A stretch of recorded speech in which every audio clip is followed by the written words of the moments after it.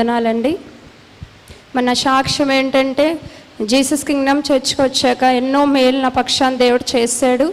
మరి మా బాబుకి డానియల్ బాబుకి 2 నెలలు ఉన్నప్పుడు చాలా భయంకరంగా బాబుకి అస్వస్థ వచ్చింది.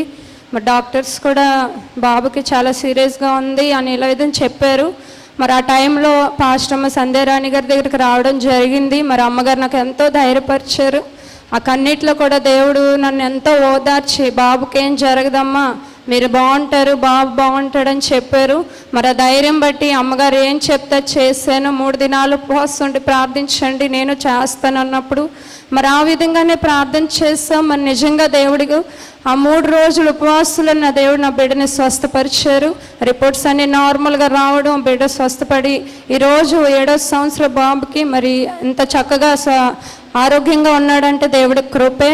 మరి జీసస్ కింగ్డమ్ చర్చ్కి వచ్చిన తర్వాత ఒకప్పుడు చాలా ఆర్థికంగా ఇబ్బంది పడేవాళ్ళమి.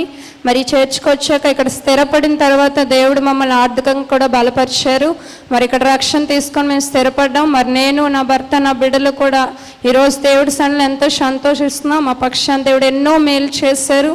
మరి నా కొరకు, నా కుటుంబం కొరకు భారంగా ప్రార్థించిన సేవకురాలకి సంధ్యమ్మ గారికి వందనాలు.